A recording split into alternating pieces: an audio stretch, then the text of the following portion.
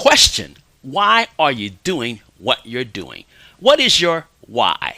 Stay tuned.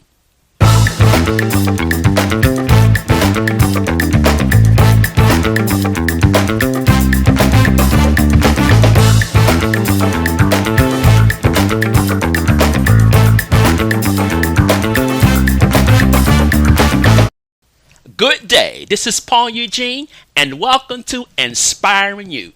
You know, it is my life mission to inspire and encourage the world to exercise your mind, your body, your soul, and your spirit. How are you today? Are you feeling up? Are you feeling down? Are you feeling neutral? I trust by the time I finish today's topic, you may be feeling much better. By the way, is it your birthday today? Happy birthday! A new year has been given to you. I trust and I pray that this new year you will find yourself being prosperous in your body and your soul and in your spirit. May all that you put your hands to do be prosperous.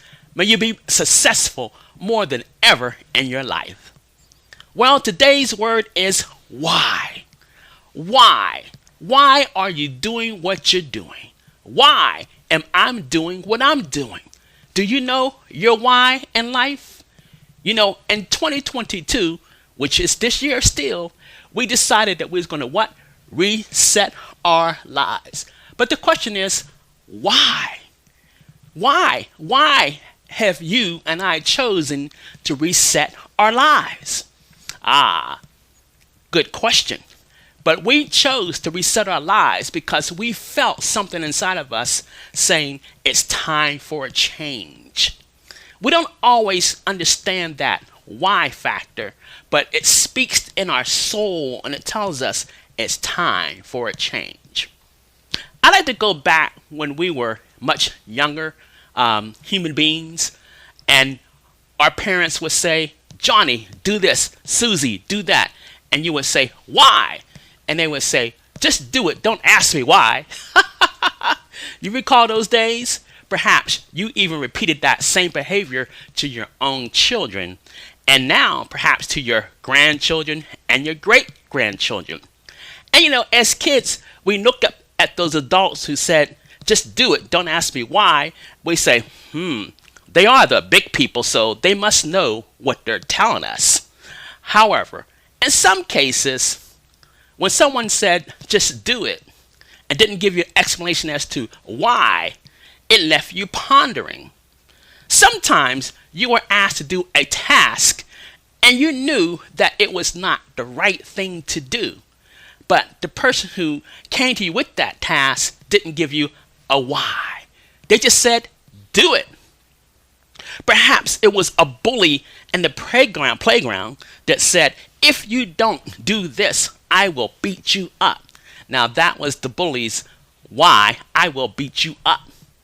However, now as adults, and we are going on our lives, we have to re-examine the whys as to why we do what we do. Case in point, in my life, why am I doing what I'm doing right now? Because in my heart, in my soul, there's this mission that says, Paul, try to encourage.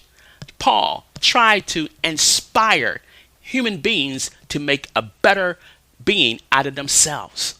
And so that's why I do it. Now, sometimes we can take our why and we can be doing it in the wrong place. Now, case in point with myself again.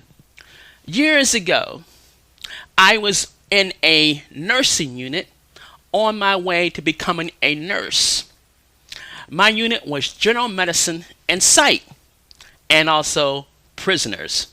So, you know, my day was quite adventurous. That one part of my heart, which has compassion for people who are suffering, was very strong. But I can recall one day I stood up in the middle of my nursing unit and said, why? Why am I here? You know, and to some people that may sound crazy, maybe a little insulting, because of all the suffering people around and think about the people that I'm helping. But yet, my mission inside of me was saying, why? Why are you here? Yes, it's a good thing to be helping people. However, that's not the path that my mission was to have me on. Maybe perhaps you find yourself in a situation and it looks like a good situation. You're helping people, you're using your talents, your gifts, but inside of you, there's this why? Why am I here? I say to you, listen to that why, respond to that why, and then make a plan to get out of that situation. Now, let me go back to when I was in the nursing unit. I thought about how can I get out of this situation? Part of me was torn because I wanted to help the people, but another part of me said, this is not where your gifting should be used on a full-time level. Well, lo and behold, an event happened at the job. I injured my back, and so my physician indicated that, Paul, you cannot go back to that nursing unit. You will not be able, your back will not be able to handle all that pressure and stuff. And guess what? I never went back. That was my way out. Now, that was not necessarily a good way out. I think I could have avoided that back issue had I just exited out ahead of time. But sometimes your why keeps kicking at you, and then events happen that eventually will push you out. So I was so elated not to go back to the nursing unit, not because of the patients, but because I knew my why, my passion, wasn't to be expressed there. Granted, I learned a lot. I seen a lot of suffering. I seen stuff that you probably only read about in the newspaper or heard about on the news, but when it's in front of your face, it's a whole different thing. But I thank God for that opportunity that I spent there. So I say to you that sometimes we have to really, really listen to our why again. Why? Why are you doing this? Why are you in that relationship with that person? Is everything inside of you telling you it's okay? Or do you have some reservation on the relationship?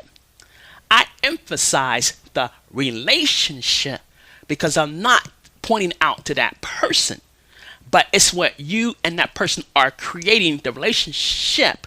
Something seems off. So you need to listen to that and make a decision on how you're going to handle that. I'll share with you. One time I was in a relationship and I knew that we were not on the same page. And one day, God gave me the courage to say to the young lady, listen, where are you at? And she confessed that she wasn't where I was on the same level with the relationship. And I felt great about her response because everything inside of me kept saying, you're not on the same page. Now, if I was feeling emotionally insecure, I would not have stepped out and confronted the issue, because I would have told myself it is better to be in a relationship that's not together than to be by yourself.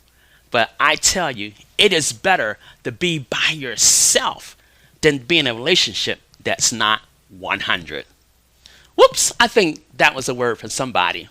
You got to learn how to take charge of your life and not settle for less. Now, ask yourself this question again. Why? Why are you doing what you're doing? Is that why your own reason? Or did someone plant that into your head? Only you can answer that question. Now, I'm going to use another case for myself. You know, recently, I went through a foot injury. And I had to like cut back from teaching at the intensity the way I was. And for those few weeks while sitting down, mainly, I start questioning myself as to why. Why am I doing what I'm doing? Is my why telling me now it's time to take that talents and abilities and mission and just express it another way? And as I sat down and I thought about it, and I consider that I am getting older, and by God's grace, I'm 66, feeling fine, feeling super, but yet there is this cry in my soul to express my mission differently. So I made a decision that I was going to cut back, once again, on doing any high intensity workouts. Because my why says to me, that is not necessary anymore. That's not part of my mission and my journey. Instead, my mission and my journey when it comes to teaching fitness is now focused on moderation. See, when I was young, I used to push hard and think that if I didn't push hard, it wasn't effective. But that was a lie. Okay? Now that was the why that was pushing me. However, now at my age of 66, I still feel great. I can still do those high impact intensity workouts without a struggle. But however, the why to me is why? Why do you feel or believe that you still have to do that? You don't have to do that. You can exercise your body in moderation. And guess what? Because I chose to go down the path of moderation, I'm actually doing my body a service.